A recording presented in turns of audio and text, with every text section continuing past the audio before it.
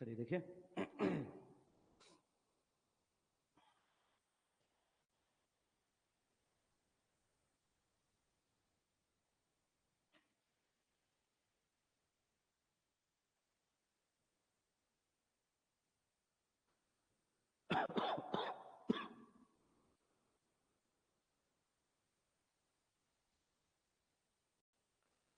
चलो लिखो, लिखेंगे जितने भी जो बच्चे लिखेंगे ऑनलाइन है वो ध्यान रखेंगे।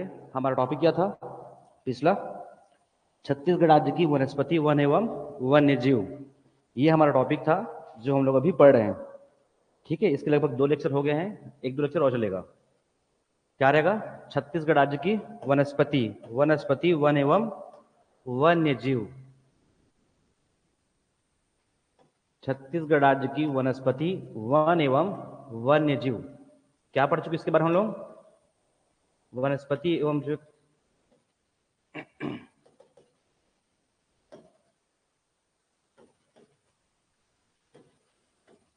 ठीक है, देखिए तो ये इस टॉपिक में लोग क्या आप सब देख चुके हैं, इसका स्वरूप देख चुके हैं, इसको जो है प्रभावित करने वाले कारक वगैरह हम देख चुके हैं। ठीक है, इसके पूर्व हम लोग क्या किए थे कि जो छत्तीसगढ़ राज्य में जो वनस्पति है ना, तो छत्तीसगढ़ राज्य की वनस्पतियों को एक ओवरऑल हमने समझा था कि कैसा है ये जो हमारा जो छत्तीसगढ़ राज्य की जो वनस्पति है वो भारतीय भूगोल के अकॉर्डिंग देखोगे तो क्या था आपका, ऐसा 16 भागों में विभाजित किया गया था, जिसमें से एक हमारा क्या था आपका ये दक्कन जो है प्रायद्वीपीय जो आपका जैव भौगोलिक क्षेत्र के अंतर्गत ये आता है। ये हमको बहुत अच्छे से पता है। और उसके साथ साथ हमने क्या देखा था कि जो छत्तीसगढ़ राज्य में अगर हम किसी की बात करें कि अगर मैं छत्तीसगढ़ राज्य का जो भौगोलिक विभाजन है उन आधारों पे हमने समझा था कि छत्तीसगढ़ राज्य में ध्यान रखेंगे, इसको बहुत ही अब अलग से पढ़ेंगे, क्योंकि इस प्रकार से अलग अलग स्टेटमेंट अगर आता है आपके सामने में तो आपसे क्वेश्चन बनने चाहिए। जैसे कि जितने भी ऑनलाइन बच्चे हैं वो ध्यान रखेंगे, आपका इधर पूर्वी बघेलखंड का पठार, इधर आपका जसपुर पाट प्रदेश, यहाँ आपका महानदी बेसिन, और यहाँ पास क्या आपका दंडकारण्य का पठार। आपका इन सबों को देखेंगे यहाँ पास क्या कि इनके जलवायु के आधार पर किस किस प्रकार का यहाँ पास क्या मिलता है, वनस्पति प्राप्त होता है। ये हम पढ़ चुके हैं। बहुत ही समान बोल सकते हैं कि यहाँ पास क्या उष्णकटिबंधीय आर्द्र वनस्पति, उष्णकटिबंधीय आर्द्र वनस्पति, और यहाँ पास उष्णकटिबंधीय आर्द्र वनस्पति। क्लियर है? और अगर महानदी बेसिन की बात करें तो इस महानदी बेसिन में और इस पश्चिम में क्या था आपका उष्णकटिबंधीय क्या आपका शुष्क पतझड़ क्या मिलेगा आपका वनस्पति प्राप्त होगा। लेकिन अगर ओवरऑल अगर हम छत्तीसगढ़ राज्य की बात करें आपको केवल 2 चीजें आपको दिखाई पड़ेगा, या तो आपको सीधा मिलेगा क्या पतझड़, पतझड़ या फिर क्या पर्णपाती वन, या आपको देखने को मिलेगा उष्णकटिबंधीय शुष्क क्या पर्णपाती वन। आपको इस प्रकार से अगर कोई भी अगर आपको दिखता है ऑप्शन में आपको ध्यान रखना है, यही पढ़ना है आपको कि छत्तीसगढ़ राज्य की वनस्पति कैसा है, पर्णपाती, कैसा है, पतझड़ वन यहाँ पर प्राप्त होता है। हो गया, आगे बढ़े। इसके पश्चात हम क्या देखेंगे कि जो छत्तीसगढ़ राज्य में अगर छत्तीसगढ़ राज्य की पूरे वनों की स्थिति को लेकर चलेंगे तो इसमें हमारा क्या आपका प्रत्येक 2 वर्षों में, प्रत्येक 2 वर्षों में हमारा क्या आपका भारतीय वन सर्वेक्षण, ठीक है, हमारा वन विभाग के द्वारा क्या करती है आपका एक रिपोर्ट देती है प्रत्येक 2 वर्षों में, इंडियन स्टेट जो कि आपका फॉरेस्ट रिपोर्ट, वन स्थिति रिपोर्ट। क्लियर है कि कितने हमारा आपका राज्यों में चाहे केंद्र शासित में कि कितने हमारा पर किसी बोल सकते हैं कि वनस्पतियों में क्या बदलाव है, कहां पर सबका कम हुआ है, कहां पर ज्यादा हुआ है। इस प्रकार से कि आपका प्रत्येक 2 वर्षों में एक रिपोर्ट तैयार करती है, बोलते हैं इंडियन स्टेट फॉरेस्ट रिपोर्ट। इसी के साथ में हम देखेंगे इसी में क्या कि छत्तीसगढ़ में वनों की स्थितियां क्या है। ठीक है, तो सबसे पहले समझेंगे कि उस रिपोर्ट में मेनली जो बहुत ही बेसिक बातें हैं, क्लियर है कि उस रिपोर्ट से संबंधित जो बेसिक जानकारी है पहले हम लोग उसके बारे में देखेंगे। उसके पश्चात उस रिपोर्ट में क्या क्या नए नए जो आपका जो डाटा है उसको हम लोग क्या करेंगे, याद करने का प्रयास करेंगे। ठीक है, देखिए आगे चलिए। तो ध्यान रखेंगे अभी जो रिपोर्ट आपका इंडियन स्टेट फॉरेस्ट रिपोर्ट ये आपका 17th, ठीक है, जो भी ऑनलाइन बच्चे ध्यान रखेंगे आपका इंडियन स्टेट जो आपका फॉरेस्ट रिपोर्ट ये क्या आपका 17th, ये 17वीं रिपोर्ट है जो आपका 21-22 2000 आपका 21-22 मतलब 2024 इस वर्ष फिर से आएगा उसका रिपोर्ट। क्लियर, दिसंबर के आसपास आपको वापस वो रिपोर्ट आपको देखने को मिलेगा।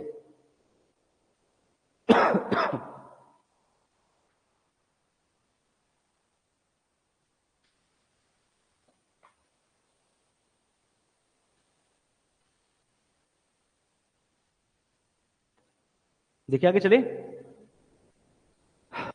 ठीक है, ध्यान रखेंगे। इसका पहला बार प्रारंभ होता आपका 1987 से। Forest survey of India, forest क्या आपका सर्वे ऑफ इंडिया, ये इस रिपोर्ट को लेकर आती है, इंडियन स्टेट जो फॉरेस्ट रिपोर्ट को। ये 17वीं रिपोर्ट है जो 2021-22 में आया था। और साथ में क्या, ये फर्स्ट बार 1987 में आपका आया था रिपोर्ट, जिसे कौन जारी करती है, फॉरेस्ट सर्वे ऑफ इंडिया, भारतीय वन सर्वेक्षण। हो जाएगा। आगे देखिए, अब इससे संबंधित हमको देखना है कि क्या क्या इसमें और मूल बात इसमें आता है। चलो देखिए, चलिए आप लोग ये सब सुने होंगे शब्द, क्या, वनावरण, ये सब सुने हो आप लोग। वन क्षेत्र, क्या, वन जो है क्या आपका क्षेत्र, वन क्षेत्र, ठीक है।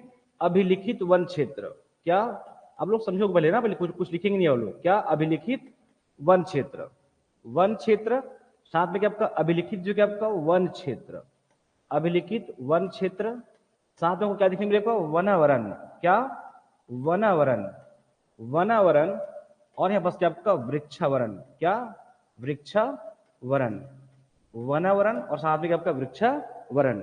आपको इस प्रकार से आपको देखने को मिलेगा। लेकिन हम समझेंगे कि ये सब चीजें होता क्या है, कि अभिलिखित वन क्षेत्र क्या होता है, वन क्षेत्र क्या होता है, वनावरण क्या होता है, आपका वृक्षावरण क्या होता है। ये दोनों, इन सब चीजों को हम लोग पहले समझना है। क्लियर है। तो किसके परिप्रेक्ष्य में देखेंगे हम लोग, पहले छत्तीसगढ़ राज्य के परिप्रेक्ष्य में।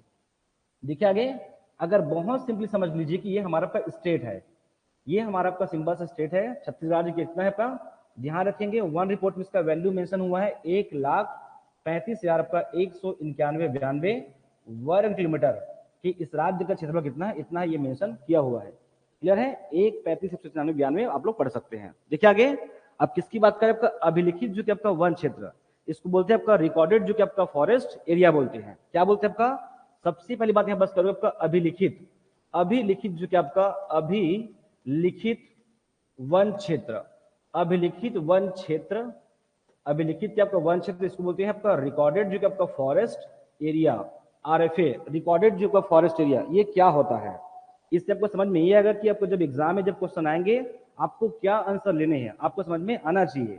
वैल्यू कैसे बढ़ रही है, कैसे घट रही है, अगर आपको यही समझ में आ जाएगा तो आप स्वयं बता दोगे कि छत्तीसगढ़ राज्य में जैसे हम पढ़ेंगे क्या, कि 41.21% क्या हमारा आपका, केवल ये लिखोगे नहीं भी कुछ ना, अभी हम लोग समझेंगे। पहले 41.21 हमारा क्या आपका ये वनावरण का है। अब क्या आगे बढ़ेंगे, बस क्या आपका 44.21 ये हम पढ़ेंगे, पिछला हमारा था आपका अभिलिखित वन क्षेत्र का वैल्यू था, अभी इसकी वैल्यू बदल गई है, इसको चेंज करेंगे हम लोग, 44.24% आपका ये आपका वैल्यू हो चुकी है वर्तमान में। तो ये क्यों बढ़ेगी, इसको आप लोग ऐसे अलग से याद नहीं करोगे, ये आप स्वयं बता दोगे कि बस कम क्यों हो रहा है, क्यों ज्यादा हो रहा है, इसको समझने के पश्चात। देखिए आगे, तो अभिलिखित वन क्षेत्र कुछ नहीं होती है जो हम पढ़ रहे हैं कि फॉरेस्ट ऑफ इंडिया, वो एक्चुअली होती है कि जो हमारा जो राज्य है और जो केंद्र शासित जो प्रदेश है, वो मेंशन करती है कि हमारा जो पर्टिकुलर ये राज्य है, इस राज्य में इतना क्षेत्र कैसा है आपका वन क्षेत्र है। क्लियर है। वो स्वयं जो है लिखित में क्या करता है आपका, हमारा इस रिपोर्ट को भेजती है, हम उसको वो क्या बोलते हैं आपका अभिलिखित वन क्षेत्र। क्या बोल आपका रिकॉर्डेड फॉरेस्ट, रिकॉर्ड किया आपका वो क्या आपका वो वन क्षेत्र है। उसको कौन करती है आपका राज्य सरकार, अर्थात राज्य वन राजस्व विभाग द्वारा उसको मेंशन कहता है कि ये पर्टिकुलर क्षेत्र कैसा है, इस राज्य का एक वन क्षेत्र है, कैसा है वो रिकॉर्डेड है। आपको समझना है पहली बात, तो कहाँ आपका इस प्रकार से पर्टिकुलर किसी एरिया को, ऐसा मान लीजिए क्या दिक्कत है कि पर्टिकुलर कोई एरिया कैसे क्या करता है आपका वन क्षेत्र घोषित करती है, कौन, आपका राज्य में क्या आपका वन जो है आपका राजस्व विभाग के द्वारा, ये कहलाता है कि आपका अभिलिखित वन क्षेत्र। एकदम क्लियर रही है। इसे क्या करते हैं, घोषित करते हैं। अब इस वैल्यू को बाद में पढ़ सकते हैं, बट आप ऐसा पढ़ सकते हो कि 59,816 क्या वर्ग किलोमीटर, ये इस बार का 21 का जो रिपोर्ट है उसमें ये चेंज हो चुका है। तो पिछले बार कैसे इसका रिपोर्ट आपका 59 आपका 772 याद आ रहा है आप लोग को, ऐसा था। अब इस डाटा को आप लोग क्या करोगे, पढ़ोगे नहीं, कहीं भी लिखा मिलेगा तो इसको क्या क्रॉस कर दोगे। क्लियर है। तो 59 आपका 816 ये हुआ, तो ये कहलाता है कि आपका अभिलिखित जो कि आपका वन क्षेत्र हो जाएगा। आगे बढ़े, और जब भी हम किसकी बात करेंगे, आरक्षित, संरक्षित, अवर्गीकृत, इन सब की जब बात करेंगे तो लगभग मान के चलिए कि इसी के अंतर्गत आएगा वो क्या, आरक्षित, संरक्षित, और यह बस क्या आपका अ जो क्या आपका वर्गीकृत, ऐसा।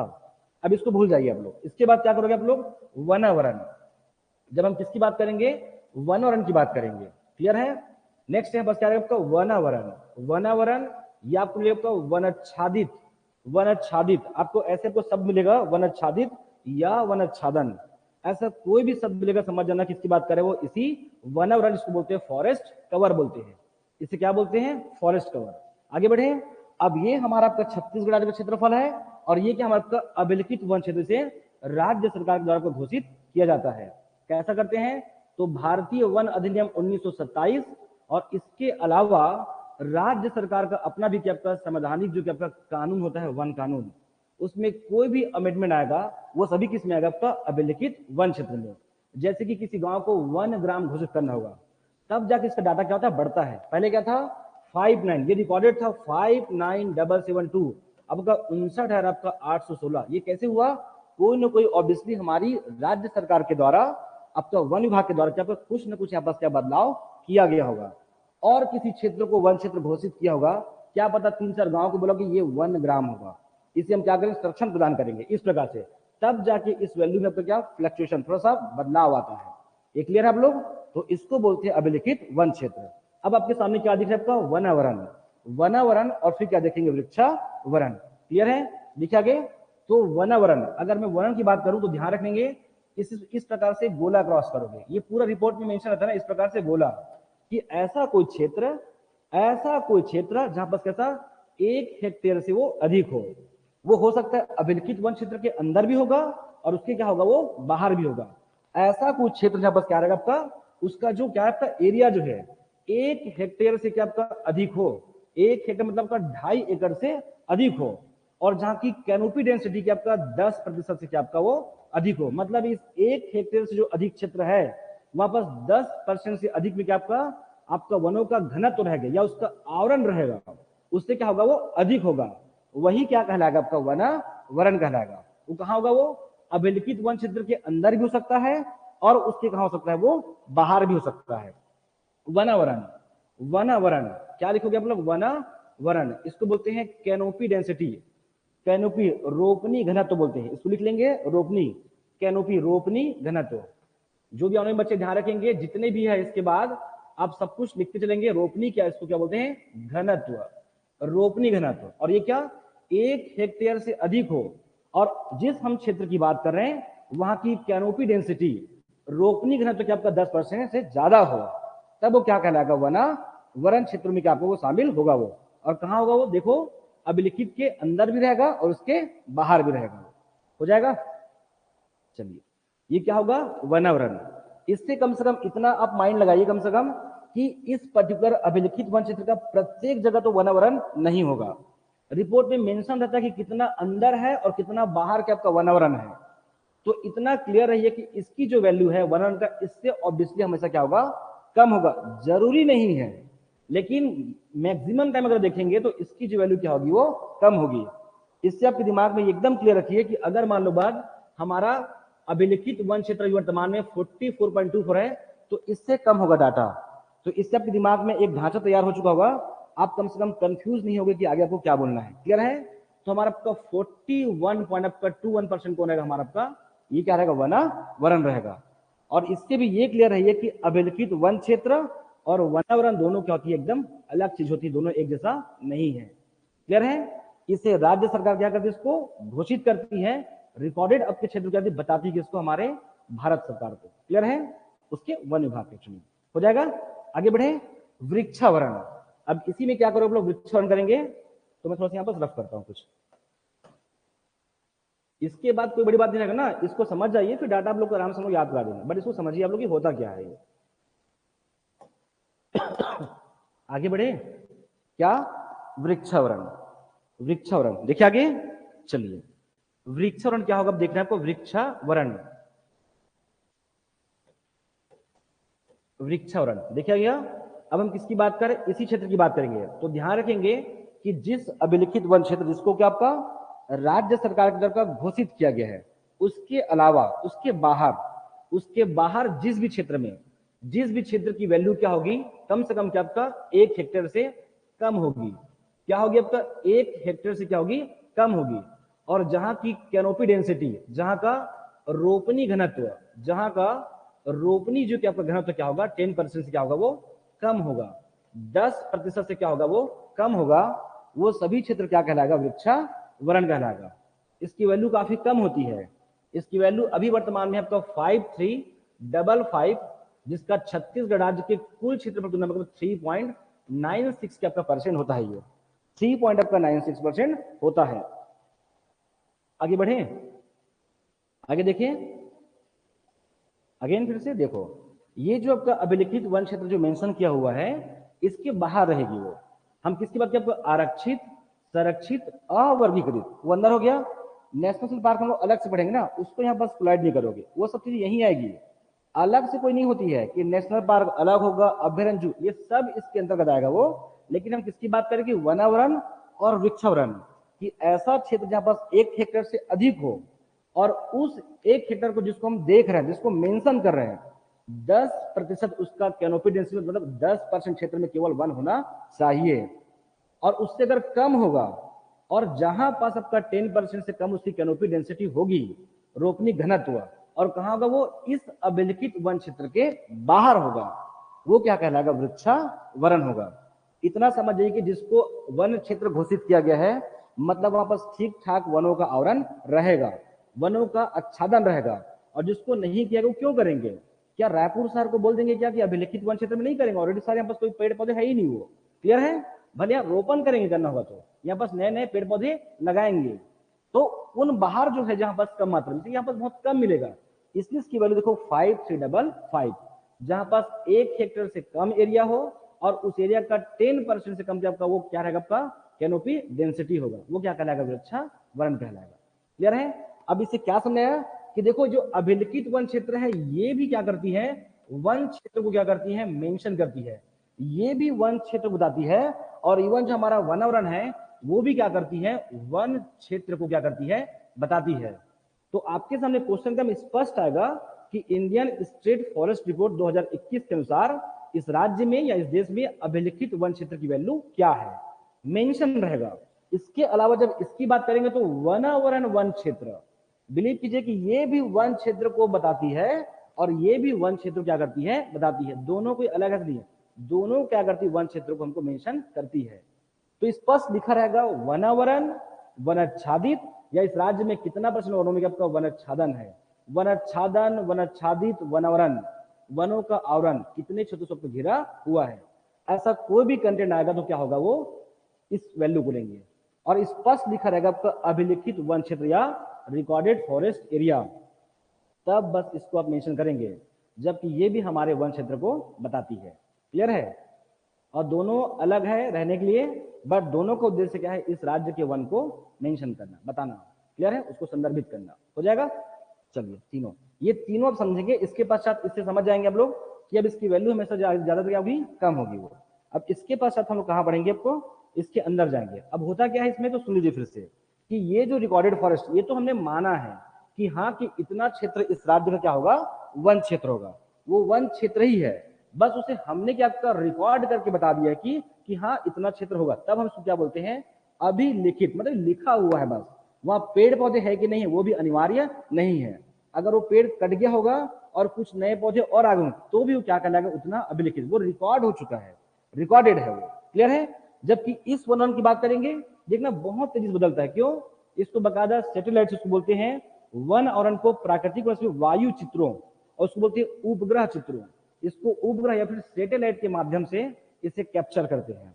जबकि ये क्या था? हमने मान लिया है कि हाँ, इस राज्य का 59,816 क्या है? वन क्षेत्र है। जबकि ये क्या होता है? एग्जैक्ट सैटेलाइट से क्या करते हैं? इसको काउंट करते हैं कि कितना। इसलिए ये बहुत तेजी से बदलता है, ये बदलता नहीं है।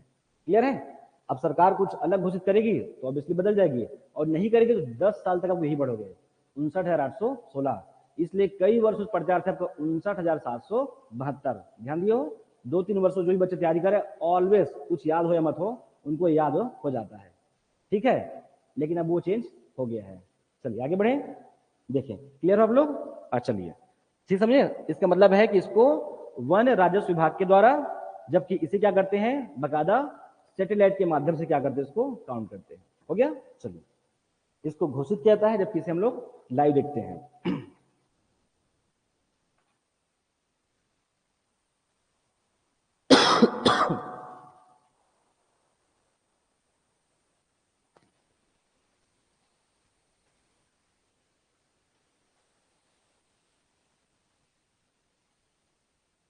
देखिए आगे, इसके अलावा ना एक आता है यहाँ पास, क्या इसको बोलते हैं बाह्य वन क्षेत्र। इसके साथ में और याद कर लेंगे, बाह्य जो कि आपका वन क्षेत्र, बाह्य वन क्षेत्र, यही इसी के बाद में आपके घर में सड़क है, क्या आपका सड़क है, क्या आपकी आबादी है घर का, आपके घर का जो बागान है, ये सब है, ये सब किसमें आएगा आपका, बाह्य, बाह्य वन क्षेत्र। इसको भी आप लोग पढ़ लेंगे। इसको बोलते हैं tree outside forest, tree outside forest, TOF, tree क्या आउटसाइड जो कि आपका फॉरेस्ट। इतनी बात आपको ध्यान रखना है। चलिए चलिए अगले देखेंगे, क्या वनों का मेन ये है, इसको समझने के लिए है, मेन तो आता है बस क्या आपका डाटा, आपको डाटा याद रखना चाहिए। देखिए आगे चलिए, तो क्या करेंगे, छत्तीसगढ़ राज्य में वनों का वर्गीकरण, ठीक है। जितने भी ऑनलाइन बच्चे हैं वो अब यहां से बहुत अच्छे से और लिखेंगे भी साथ में, क्या वनों का वर्गीकरण, वनों का वर्गीकरण, वनों का वर्गीकरण, हम कितने प्रकार से वन का वर्गीकरण कर सकते हैं। क्लियर है?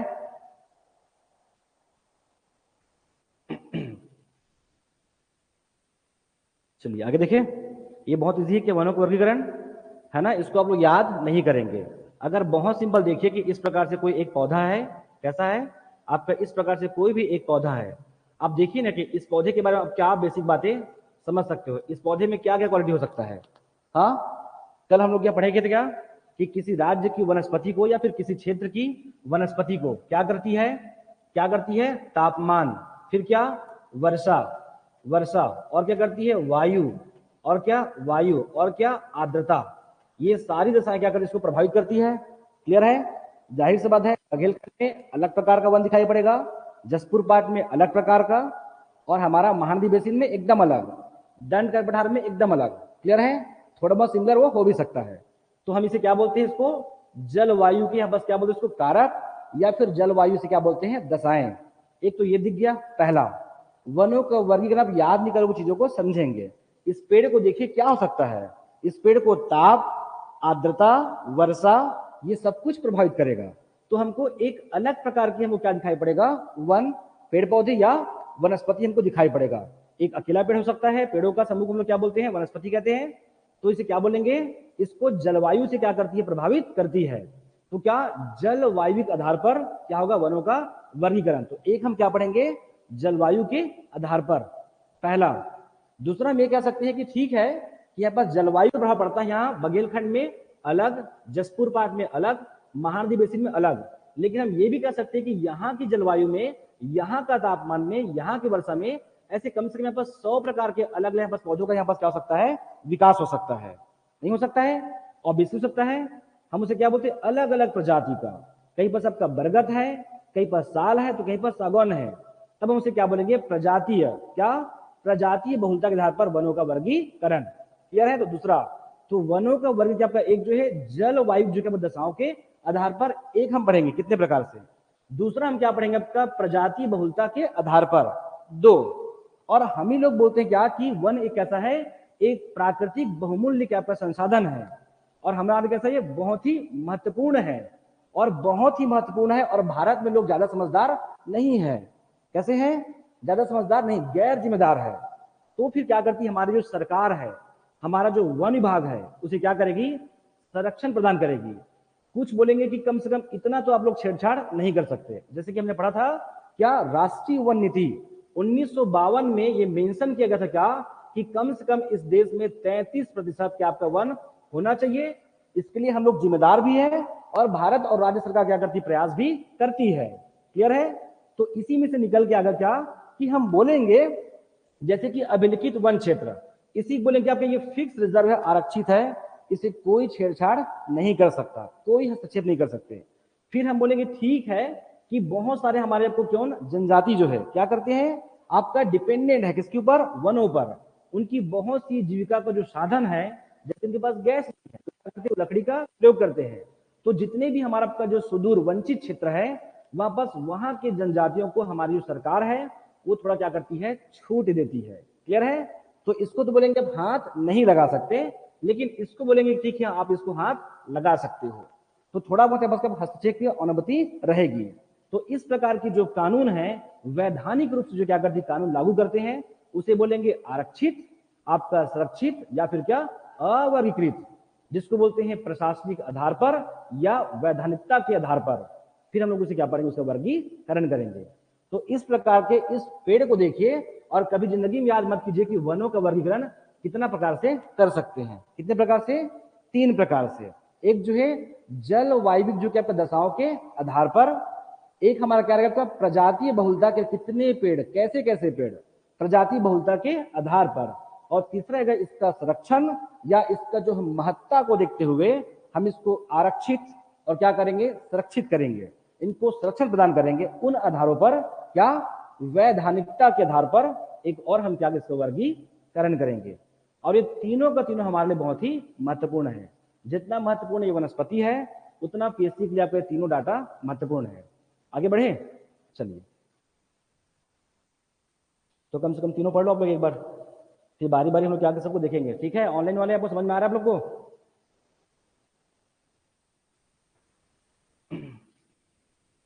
बता दीजिए ऑनलाइन वाले कि आप लोग को समझ में आ रही है ये चीजें, वनों का वर्गीकरण लिख रहे क्या लोग? चलिए चलो देखिए लिखेंगे आप लोग ना, क्या रहेगा आपका जलवायविक विशेषताओं के आधार पर वनों का वर्गीकरण, वनों का वर्गीकरण, वनों का वर्गीकरण, इसके डाटा हम बाद में करेंगे, पहले इसको समझेंगे। ठीक है, वनों का वर्गीकरण एक बार मैं सबको लिख देता हूं, इसके पश्चात सभी को हम लोग बारी बारी से देखेंगे।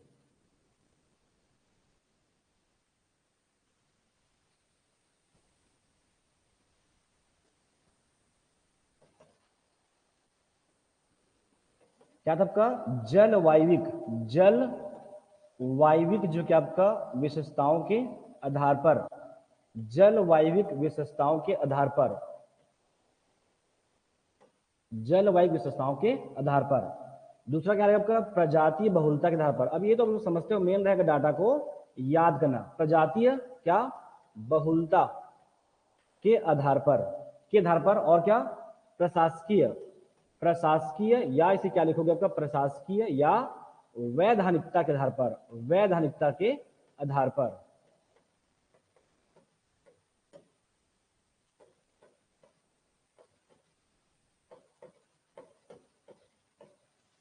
हो जाएगा, देखिए आगे। तो क्या जलवायु आप समझते हो, छत्तीसगढ़ राज्य में लगभग मेनली कितने प्रकार की जलवायु मिलती है आपका? 2 तो हम देखते हैं, तो कम से कम से क्या करेंगे 3 प्रकार से तोड़ेंगे। जलवायु जो क्या विशेषताओं के आधार पर, देखिए कि अगर कल का वनस्पति भी अगर आप लोग पढ़ होंगे ना तो भी बता दोगे यहाँ पास कि क्या आएगा। तो क्या आएगा यहाँ पास, एक देखेंगे कौन सा, उष्णकटिबंधीय क्या आपका आर्द्र, स्पष्ट हो पर्णपाती वन मिलता है, तो उष्णकटिबंधीय आर्द्र पर्णपाती वन, उष्णकटिबंधीय, उष्ण क्या कटिबंधीय, उष्णकटिबंधीय क्या आर्द्र पर्णपाती वन, आर्द्र पर्णपाती वन, आर्द्र पर्णपाती वन। इसी भी क्या आपका उष्णकटिबंधीय, उष्णकटिबंधीय, उष्णकटिबंधीय क्या आपका शुष्क, शुष्क पर्णपाती वन। ये आप लोग समझते हैं, जब हम लोग कल डिटेल के थे इसके बारे में तो छत्तीसगढ़ राज्य लगभग क्या आपका आर्द्र या फिर क्या शुष्क पर्णपाती वन हमको दिखाई पड़ता है। आगे बढ़े, जब प्रजाति बहुलता की बात करें तो अब बहुत स्पष्ट देखिए कि छत्तीसगढ़ राज्य में किस किस प्रकार से वन मिलेंगे। हम बहुत अच्छे समझते हैं इस राज्य का जो महानदी बेसिन है वो कैसा है, शुष्क और जब का अर्ध शुष्क वाला क्या आपका क्षेत्र है। कैसा है यहाँ पास वर्षा की मात्रा कम होता है, यहाँ पास आपका वाष्पीकरण की प्रक्रिया क्या आपका ठीक ठाक तेजी से होती है, और कैसा है यहाँ पास थोड़ा बहुत बोल सकते हैं बस नमी आपका है यहाँ पास। तो इन महानदी बेसिन में कैसा आपका शुष्क जब का पतझड़ आपका प्राप्त होता है, और इसमें एक नहीं आपको बहुत ही इसमें भिन्नताएं आपको मिलेगा इस पूरे महानदी बेसिन में, और उसी हम क्या बोलते हैं आपका मिश्रित वन कहते हैं, जहां पास एक नहीं आपको अलग अलग प्रकार के कई अलग अलग पेड़ पौधों का समूह को दिखाई पड़ेगा, हम उसे क्या बोलेंगे मिश्रित वन। क्लियर है? तो देख लेंगे आपका प्रजाति बहुलता किस आधार पे कि छत्तीसगढ़ राज्य में, बात इसी की नहीं है ना। अगर आप देखेंगे ना बघेलखंड को, अगर बघेलखंड के पठार को भी अगर देखेंगे तो उसके ऊपरी क्षेत्र में आपका वनों का सघनता ज्यादा है, और उसके निचले हिस्से की बात में वहां पर सघनता क्या है, कम है। और जस्ट यहाँ पर क्या रहेगा दंडकारण्य में, आपको याद है क्या, अगर हम दंडकारण्य की बात करेंगे तो इसमें भी क्या रहेगा, इस पर्टिकुलर क्षेत्र में इन क्षेत्रों में आपका वनों की मात्रा ज्यादा है, जबकि ये जो हमारा आपका जो बेसिन क्षेत्र है इनमें वनों की सघनता क्या है, कम है। और यहाँ भी आपको थोड़ा बहुत आपका मिश्रित वन आपको दिखाई पड़ेगा, ऐसा नहीं है बिल्कुल यहाँ पर केवल साल और केवल साल है। तब जाके हम कहेंगे कि इस राज्य में मिश्रित वन के जो विस्तार है वो क्या है, ज्यादा है। किसकी तुलना में, साल और सागौन की तुलना में। तो पहला क्या, मिश्रित वन। मिश्रित वन इसका डाटा हम करेंगे मिश्रित वन, फिर क्या आपका साल, और क्या साल, और देख लें बस क्या आपका सागौन। साल और क्या आपका सागौन, कम से कम इतना आपको याद करना है। साल सागौन अगर देखेंगे तो शीशम, उसका परसेंट नहीं पता बट किस एग्जाम में लिया हुआ है आपका शीशम को, चाहो तो उसको लिख सकते हो। क्लियर है, आगे बढ़ जाऊं मैं। फिर क्या, प्रशासनिक, प्रशासकीय क्या, वैधानिकता के आधार पर।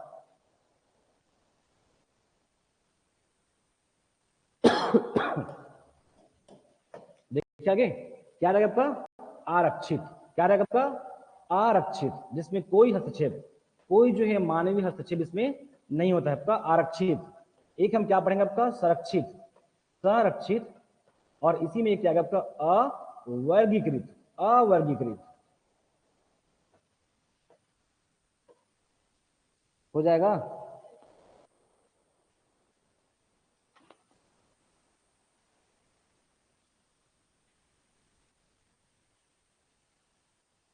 चले, चलो लिखें क्या, जलवायु विशेषताओं के आधार पर। लास्ट में सभी को एक साथ लिख के मैं कोशिश करूंगा उसको याद कराने का एक साथ। पहले वो लोग पढ़ लीजिए, आज नहीं होगा तो फिर हम लोग कल देखेंगे, लेकिन इसको इसी के साथ पूरे डाटा लिखना है और कैसे उसमें हम लोग वेरिएशन ला सकते हैं, ये हम लोग ऐसा क्या करेंगे, प्रयास करेंगे उसको याद करने का। ठीक है, चलिए लिखोगे, समय कम है बाकी देखते हैं। क्या लिखोगे, जलवायु जो विशेषताओं के आधार पर, जलवायु विशेषताओं के आधार पर।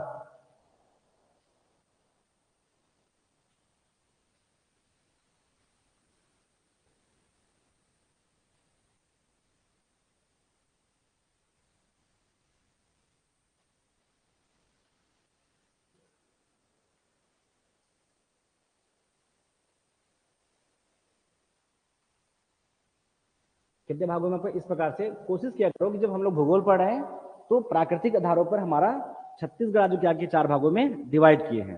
क्लियर है, जलवायु विशेषताओं के आधार पर। अब इसका ज्यादा इसमें डिटेल करेंगे क्योंकि यहाँ से क्वेश्चन अंदर नहीं आता, आएगा तो ओपनली आएगा, बट ये समझिए कि इसकी जलवायु कैसी है। ऑलरेडी हम पढ़ चुके हैं जलवायु, हमको क्या समझाता है कि यह बस कैसे आपका उष्णकटिबंधीय आर्द्र, आर्द्र जलवायु है। यहाँ भी उष्णकटिबंधीय आर्द्र जलवायु है, यहाँ भी उष्णकटिबंधीय आर्द्र जलवायु है। और जब हम जलवायु की बात करें तो ऑब्वियसली यहाँ का तापमान और यहाँ की वर्षा का, मेनली हम बात करेंगे यहाँ का वर्षा और तापमान की बात करेंगे।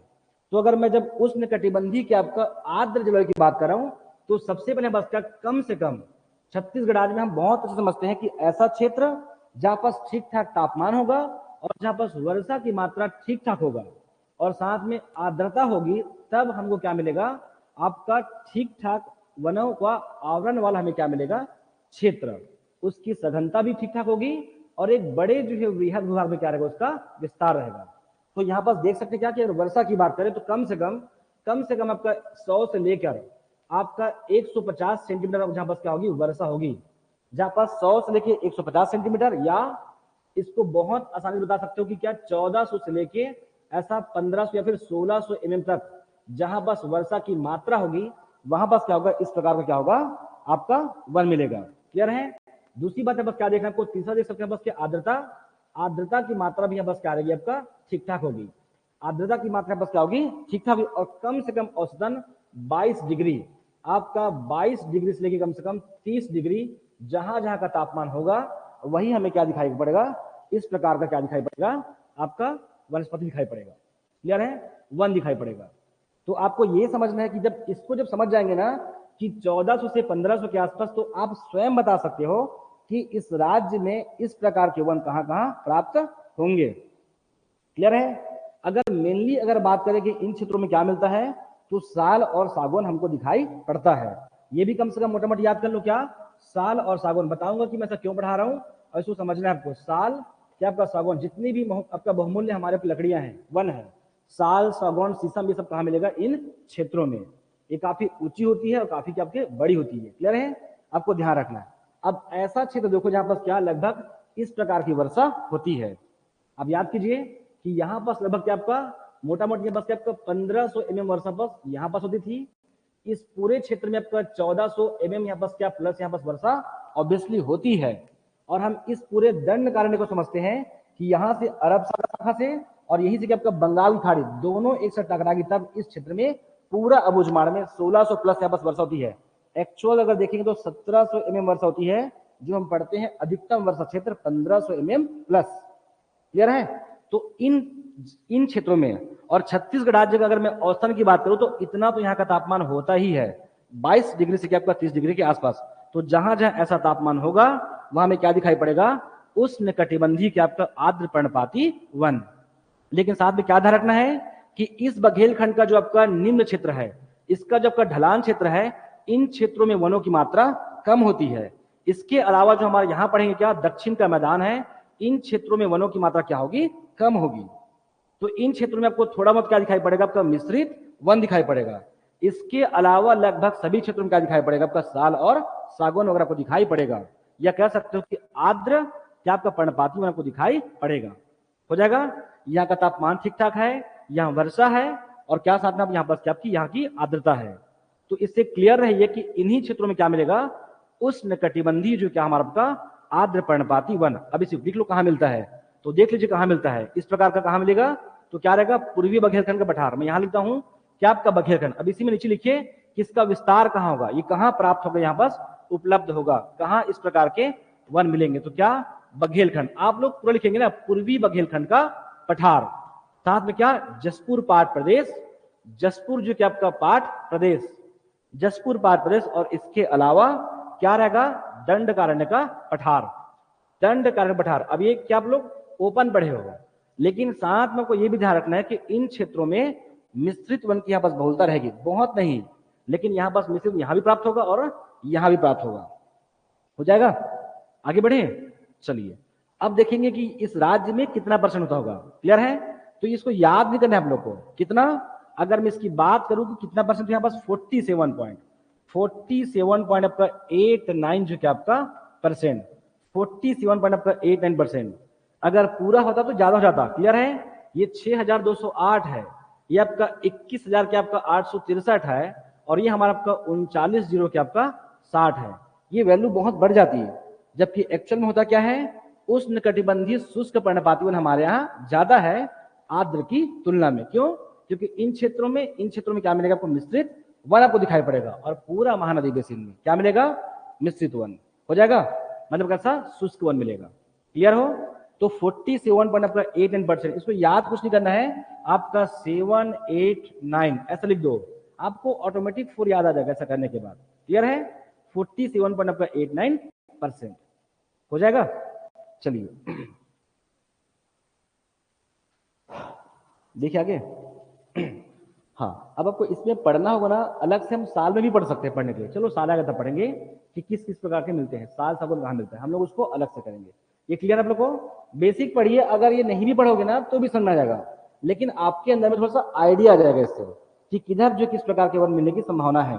क्लियर है? तो ये थोड़ा सा बात को ध्यान रखेंगे। आप लोग थोड़ा सा मेन्स में आते तो आप लोग ये सब पढ़ते भी, ये प्री में इतना पढ़ने को सकता नहीं, बट ये लोग मेन्स में लोग सब पढ़ते हैं हम लोग। ठीक है, आगे बढ़ू मैं? चलिए क्या रखो। हाँ, किसका? नहीं भाई, उष्णकटिबंधीय आर्द्र पर्णपाती वन है। मतलब इस प्रकार का जलवायु, मतलब इस प्रकार का जो वन है, कितना आपको 47.89, मतलब पूरे अगर छत्तीसगढ़ राज्य की बात करें पूरे वनों को, तो उष्णकटिबंधीय आर्द्र पर्णपाती वन का जो वैल्यू है वो 47.89% है। मतलब अगर 100 पेड़ है तो लगभग 48 पेड़ों में कैसा उष्णकटिबंधीय आर्द्र पर्णपाती क्षेत्रों में उस प्रकार का वन प्राप्त होता है। ये कहना ये चाह रहा है। क्लियर है? और ये सभी क्षेत्र कैसा है, आर्द्र पर्णपाती, मतलब उष्णकटिबंधीय आर्द्र जलवायु। यहाँ की जलवायु ऐसी है, और वैसे जलवायु में इतना प्रतिशत क्या मिलता है, आपका वनस्पति मिलता है जो कैसा है, उष्णकटिबंधीय आर्द्र जलवायु वाला है। क्लियर है? जलवायु के आधार पर है, तब टॉपिक का नाम क्या है, जलवायु के आधार पर। हो जाएगा? चलिए सेकंड करें।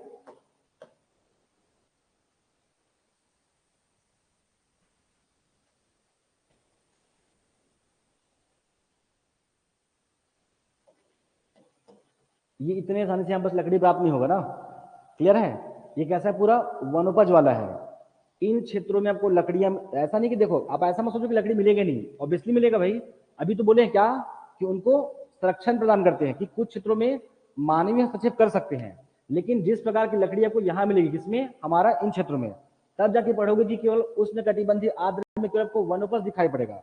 जबकि हम महानदी बेसिन की जब बात करेंगे, यहाँ पास आपको लकड़ी भी और साथ में आपको वनोपज, मतलब बहुत आसानी से वो लकड़ी की फॉर्म में क्या होती है, कन्वर्ट होती है। जबकि साल सवाना ऐसा नहीं है, आपको कट करना पड़ेगा। क्या पड़े थे, सवाना, मतलब उस तरीके से पत्ते को झड़ाती नहीं है।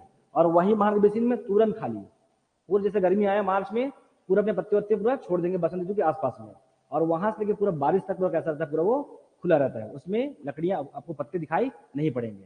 तो ऐसा पढ़ सकते हो कि इन क्षेत्रों में आपको वनोपज की मात्रा क्या होती है, ज्यादा होती है, ऐसा पढ़ सकते हैं। बट प्री में वो सब नहीं पूछेगा, सिर्फ डाटा पूछेगा। आगे बढ़ जाऊं मैं, क्या रहेगा आपको, उष्णकटिबंधीय शुष्क पर्णपाती वन। क्या रहेगा आपको, उष्णकटिबंधीय शुष्क जलवायु वाला क्षेत्र, उष्णकटिबंधीय क्या, शुष्क, शुष्क पर्णपाती। ये जलवायु के आधार पर है, उष्णकटिबंधीय क्या, शुष्क हो जाएगा। देखिए आगे, वर्षा की मात्रा, वर्षा की मात्रा बस क्या होगी, वर्षा की मात्रा, वर्षा की मात्रा कितना होगा आपका, वर्षा की मात्रा 75 से क्या आपका 100 के आसपास होगी।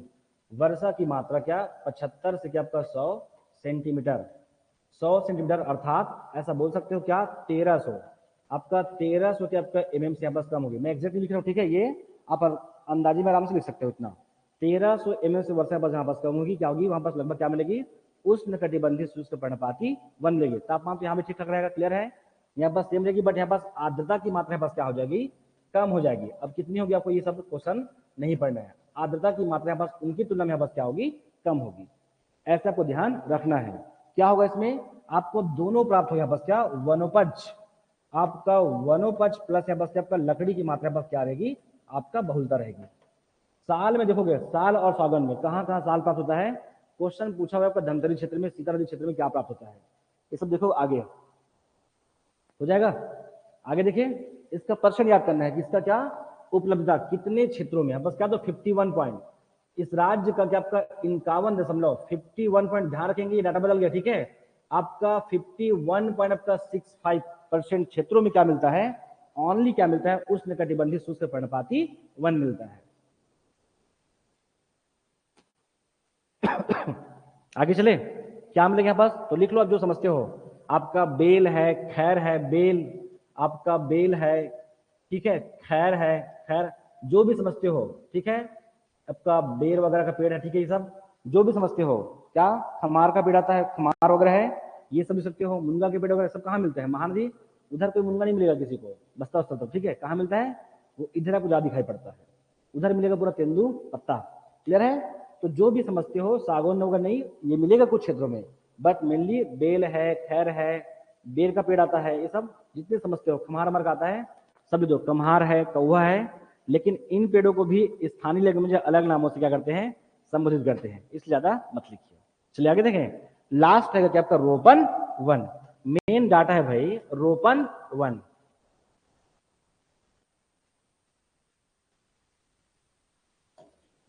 रोपण, रोपण वन, इसका मतलब क्या समझेंगे, रोपण वन, रोपण वन, लगभग हम किसकी बात कर रहे थे, ये जो था क्या था, पूरा प्राकृतिक था, क्या ये भी पूरा प्राकृतिक था, ये भी हमारा पूरा प्राकृतिक था, हो जाएगा। कैसा, हम जलवायु की बात करते हैं, लेकिन ऐसा नहीं कि हम बिल्कुल प्रयास नहीं करते हैं, कि मान लो बात अभी क्या, इस प्रकार से क्षेत्रों में एक्चुअली इसको बोलते हैं पारिस्थितिकी प्रक्रिया बोलते हैं, कि मान लो बात ये क्षेत्र कैसा पहले बंजर नहीं था, यहाँ पास वनों की मात्रा, या तो हम स्वयं स्वतः क्या करेंगे, अपने से रोपित करेंगे, अपने से लगाएंगे, और या तो फिर कोई पर्टिकुलर अगर बंजर क्षेत्र पहले से हरा भरा था, वो बंजर भूमि है, अब उसे हम क्या करेंगे, आपका वनों का यहाँ बस क्या करेंगे, उपजाऊ करेंगे, क्लियर है, वन लगाएंगे, वैसे क्षेत्रों क्या बोलते हैं, रोपण वन। सुनिए आप लोग कि माननीय जो है शायद द्वारा इस वर्ष 2023-24 में 8 लाख पेड़ पौधे लगाने का आपका उद्देश्य है।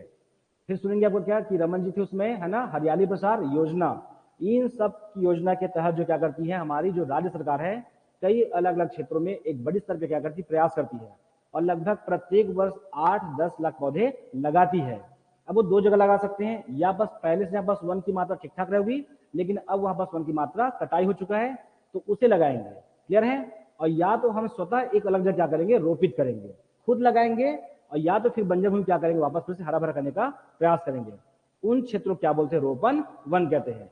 और बिस्लिस की मात्रा काफी कम होगी। देखेंगे तो रोपण वन यहाँ पर आपका 0.0 आपका 46 क्या आपका परसेंट, तब जाके होगा आपका 100%। ये वैल्यू पहले कम था, अब ये बढ़ गया है 0.46%, इससे पहले 45% था। ये आपको ऐसा ध्यान रखना है। रोपण वन हो जाएगा।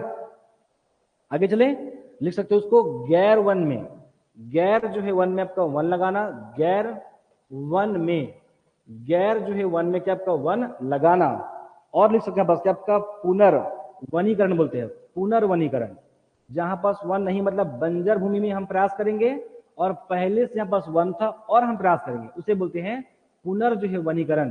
देख लेंगे आप लोग, पढ़ना होगा तो, और नहीं पढ़ोगे तो भी आपको कुछ नहीं होगा इस फिलहाल पीएससी प्री में। क्लियर है? पुनर् जो है वनीकरण, पुनर्वनीकरण या गैर वन में क्या आपका वनों की क्या करना, आपका रोपित करना, वनों को रोपित करना। हो जाएगा। इतना पढ़ेंगे किसमें, आपका जलवायु जो प्रदशाओं के आधार पर। हो जाएगा। चलिए आगे देखिए, लिखोगे आपका पादपी या फिर प्रजाति बहुलता के आधार पर, पादपी या प्रजाति बहुलता के आधार पर।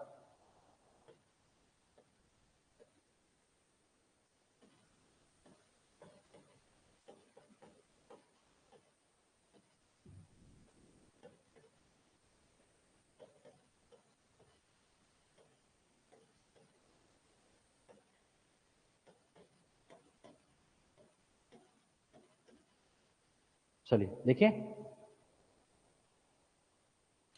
क्या मिलता है आपका, साल। क्या रहेगा आपका, साल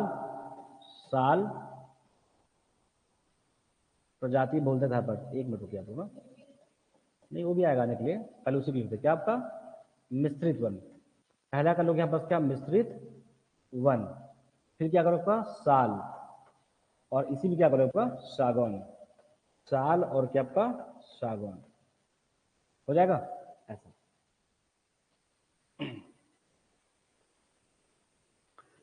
सिंगल सिंगल पढ़ोगे तो मजा नहीं आएगा। जब सब क्वेश्चन जब लिखोगे ना, तब वहां पास क्या होगा, जोड़ते बनेगा वो। टाइम क्या हो देखो तो, एक सौ लिखाते पूरा कल 11:50। आप लोग जाइए आज, ठीक है, कल एक साथ करते हैं, कोई दिक्कत नहीं। टाइम हो जाएगा ना फिर 12:10 12:20 हो जाएगा वो। आप लोग को टाइम नहीं है ना, बच्चों को देखना पड़ेगा, नहीं तो पूरा एक साथ लिखते कल। कल जब इसको लिखेंगे ना तब इसको बहुत अच्छे से करेंगे, ठीक है। अभी लिख के चले जाओ 43 आपका 52%। कल इसको एक साथ जोड़ के बताऊंगा आपका 40 पॉइंट आपका 56%। कौन है हमारा आपका साल है। और सागौन की बात करें बस क्या 9.42%, 9.42%। मिश्रित क्यों बोल रहे हैं, क्योंकि मिश्रित हम लोग इसलिए बोल रहे हैं क्योंकि अगर महानदी बेसिन को या हमारा क्या उसी महानदी बेसिन के पश्चिमी भाग को अगर देखेंगे, उसके अलावा अभी जस्ट बात किया बस क्या बघेलखंड का निचला क्षेत्र और दंडकारण्य का निचला क्षेत्र, इन सभी में आपको इतने प्रकार की विविधताएं दिखाई पड़ेगा कि हम उसे एक साक्षी में नहीं ढा सकते। हम ये नहीं कह सकते कि बेर इस राज्य में कम से कम 20% मिलता है, आपका कौहा है ये सबको 7%, खैर जो 6%, इतनी बहुल मात्रा में हमारा आपका उसका विस्तार नहीं है। इतने भागों में टुकड़ा हुआ है, इतनी उसमें विविधताएं हैं, उन सबों को मिला के हमने क्या कह दिया है, मिश्रित वन। अर्थात बहुत प्रकार के बस वन दिखाई पड़ेंगे। और इस पूरे छत्तीसगढ़ राज्य में लगभग इस राज्य में 40% अकेला क्या मिलता है, साल मिलता है। और तब जाके साल बाद केवल ज्यादा मिलता ऐसा नहीं है, ये बहुत ही बहुमूल्य भी है। तब जाके से हम क्या बोले, इस राज्य का ये राजकीय वन है, कौन, साल। और फिर क्या आपका सागौन, इस राज्य में सागौन भी ठीक ठाक मात्रा में आपको दिखाई पड़ता है। मेन यहाँ पास क्या रहेगा, ये जो साल है, इनको एग्जाम में क्वेश्चन पूछा हुआ है, एग्जाम में जो साल को की पर्टिकुलर पूछा है कि जो सीता नदी क्षेत्र है, सीता नदी है। अब हम ये तो बहुत अच्छे समझते हैं कि कहाँ मिलता है साल, याद आ रहा क्या, केश काल, हमारा आपका ये मैकल में साल, और हमारा क्या आपका इस केश काल में क्या मिलता है, आपका साल मिलता है। लेकिन ये नहीं कि बस दो जगह मिलता है तो 40% हो जाता है। ये क्लियर है, ठीक ठाक मात्रा में हमको और साल दिखाई पड़ेगा। तो हमको देखना पड़ेगा यहाँ पास क्या, ये जो सीता नदी आपका गरियाबंद क्षेत्र है, यहाँ भी हमको क्या दिखाई पड़ेगा, साल दिखाई पड़ेगा। अब इसी को एग्जाम पूछा, एक्चुअल में क्या होता है ना, छत्तीसगढ़ राज्य में हम 6 जो क्या पड़ेगा आपका हॉट स्पॉट जोन पढ़ेंगे। वहां की क्या आपका नदियां, वहां का पहाड़, वहां का वन्य जीव और वहां की वृक्ष और जैव विविधता के आधार पर इस राज्य में 6 जो आपका हॉटस्पॉट जोन है, जिसमें से एक हॉटस्पॉट जोन कौन था, ये जो आपका सीता नदी आपका क्षेत्र था। तब जाके पूछा गया था यहाँ पर किस प्रकार के वन प्राप्त होते हैं, तो बस क्या मिलता है, साल मिलता है। इसलिए क्या इसको कल एक साथ करेंगे, क्लियर है। और पूरे डाटा को आप एक साथ लिखेंगे तो आपको उसमें लगेगा कि हाँ इसमें कोई कहानी है। सिंगल सिंगल पढ़ेंगे बस कोई कोड बनेगा नहीं, क्लियर है। 40 में बस क्या बोलूंगा, बस 52 है तो 56 कर लो, 42 कर लो, इतना ही बोल पाएंगे। लेकिन जब सब कुछ जब पढ़ेंगे ना तो आपको दिखेगा डाटा को, क्लियर है। तो बाकी का हाँ ये अभी कंप्लीट है आपका मिश्रित वन 43.52%, साल 40.56% और आपका सागौन के 9.42%। कोई कोड लगाना नहीं तो सिंपल कीजिए, 4-5 बार दबा के लिखिए उसको, आपको याद हो जाएगा, ठीक है। तो भी मैं प्रयास करूंगा सबको लिंक करने का, ठीक है। चलिए बाकी कल तक कल करते हैं, ठीक है, हो गया। चलिए थैंक यू क्लास। कल एक साथ देखेंगे पूरा डाटा को और फिर आगे बढ़ेंगे वहां से।